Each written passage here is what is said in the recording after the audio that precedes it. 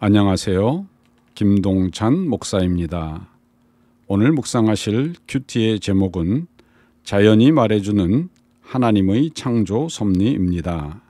함께 묵상하실 하나님의 말씀은 욥기서 39장 26절에서 30절까지의 말씀입니다.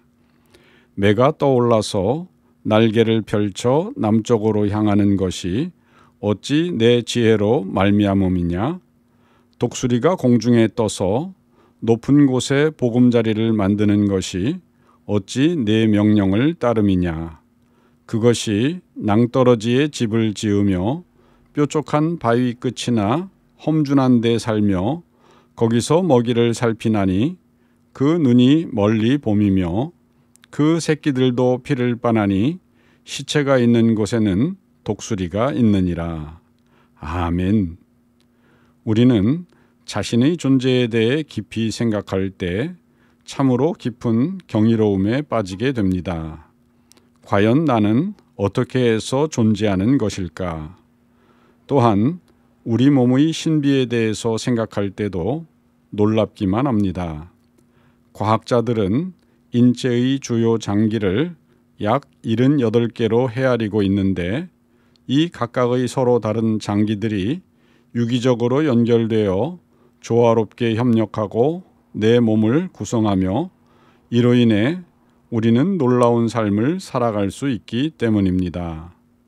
또한 우리를 둘러싼 자연을 생각해 볼 때 우리는 더 이상 진화론에 동의할 수가 없습니다. 왜냐하면 세상이 자연이 생성되었다는 이론으로 생명을 설명하기에는 자연은 누군가가 설계하여 만들지 않으면 존재할 수 없는 놀라운 정교함과 신비함으로 가득 차 있기 때문입니다. 예를 들어 자연을 연구하는 생태 과학자들은 동물들이 이주할 시기를 어떻게 아는지 여전히 해답을 찾지 못하고 있습니다. 철새를 비롯한 여러 이주 동물들은 어떻게 태어나서 한 번도 가본 적이 없는 동일한 해변이나 개울, 먹이를 먹는 곳으로 돌아가는 길을 정확히 찾아낼 수가 있을까요? 녹색 거북이들은 산란하기 위해 브라질 해변의 서식지로부터 약 5,000km 떨어진 남대서양의 적도 근처에 있는 작은 화산섬인 어센션 섬까지 헤엄쳐 갑니다. 이 거리는 인천국제공항에서 싱가포르 창의공항까지의 직선거리와 비슷한데 이 거리는 여객기로 6시간 내지 6시간 반이나 걸리는 먼 거리입니다. 그런데 녹색 거북이는 그곳까지 가서 알을 낳고 다시 헤엄쳐 브라질 해변으로 돌아갑니다. 그런데 놀라운 것은 이후 이 섬에서 부화한 새끼 거북이들이 정확히 어미가 있는 브라질 해변으로 헤엄쳐 돌아간다는 것입니다. 누군가가 인도해 주는 것도 아닌데 이 새끼 거북이들은 어떻게 태어나 한 번도 가보지 않은 브라질 해변으로 정확히 돌아가는 것일까요? 그리고 때가 되면 왜 또다시 이 섬까지 그 먼 거리를 헤엄쳐와 산란하는 것일까요? 치누크 연어는 다른 어떤 연어보다 더 멀리 이동하는데 그들은 최대 3,200km 이상 이동하여 정확히 자신들이 태어난 내륙의 담수 하천에서 산란합니다.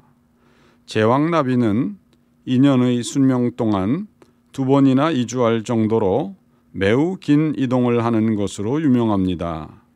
여름철에는 수백만 마리의 제왕나비 군주가 캐나다와 미국으로부터 멕시코 중부에 있는 겨울 보금자리로 날아가는 것을 볼 수 있습니다. 이들은 어떤 경우에는 3,200km 이상을 여행하기도 합니다. 그런가 하면 매년 약 100억 마리 이상의 철새들이 이주 비행을 합니다. 그 중에 떼까치의 한 종은 중앙아시아에서 아프리카 적도까지 5,600km나 날아갑니다. 그리고 그 먼 거리를 다시 날아 정확히 살던 곳으로 귀환합니다. 이 거리는 인천국제공항에서 인도의 서해안에 있는 뭄바이까지의 직선 거리에 해당하는 엄청난 거리이며, 이 거리를 여객기로 논스톱 비행한다면 8시간이나 걸리는 먼 거리입니다. 태어나 한 번도 그곳에 가보지 못했던 새끼들은 어떻게 그곳을 알고 그곳으로 향하는 것일까요? 비둘기는 귀소 본능이 있는 것으로 유명한데, 비둘기가 가장 오랫동안 비행한 것은 1931년에 행해진 실험에서 프랑스 아라스에서 베트남 사이공까지의 비행이었습니다. 이 실험에서는 집으로 돌아오는 비둘기가 중간중간에 있는 특별한 지형 지물을 기억했다가 돌아오는 것이 아니라는 것을 입증하기 위해 이 비둘기들을 아예 덮개를 씌운 새장에 넣어서 배에 싣고 프랑스로 옮겼습니다. 하지만 비둘기가 풀려났을 때 이들은 화살처럼 곧바로 날아 낯선 땅들을 지나 단 24일 만에 11,587km나 떨어진 집으로 돌아왔습니다. 이는 매일 평균 482km나 되는 먼 거리를, 그것도 한 번도 가보지 않은 낯선 지역을 통과하면서도 스스로가 방향을 잡아 비행한 것으로 그들의 능력에 놀라울 따름입니다.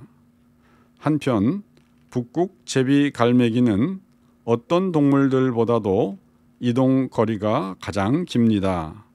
이들은 매년 북극 북쪽에 있는 둥지에서 남극까지 왔다 갔다 하는데, 이들 제비갈매기는 거의 4233km에 달하는 왕복 여행을 합니다.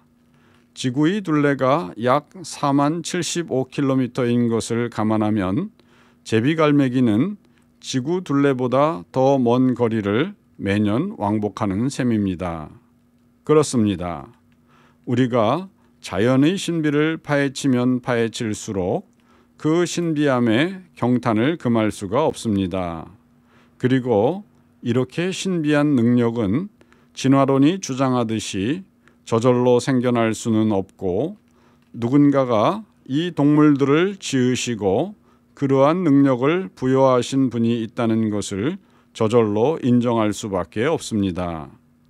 그래서 우리들은 오늘 본문의 사도 바울의 고백처럼 자연을 깊이 연구하다 보면 마침내 하나님의 위대하신 능력을 깨닫고 저절로 경배할 수밖에 없습니다. 그럼에도 하나님을 부정하거나 하나님께 무관심하다는 것은 우리의 진정한 무지함과 고집센 완악함을 드러내는 것일 뿐입니다. 하나님께서는 이러한 인생들에 대해 안타까워하시며 말씀하시기를, 예레미야 8장 7절, 공중의 학은 그 정한 시기를 알고 산비둘기와 제비와 두루미는 그들이 올 때를 지키거늘 내 백성은 여호와의 규례를 알지 못하도다. 아멘 라고 하셨습니다. 이제 우리들은 우리를 지으신 하나님을 인정하고 그분이 인도하시는 대로 예수 그리스도를 통해 하나님의 자녀가 되어 영생과 풍성함을 누리게 되시기를 주님의 이름으로 축원드립니다. 감사합니다.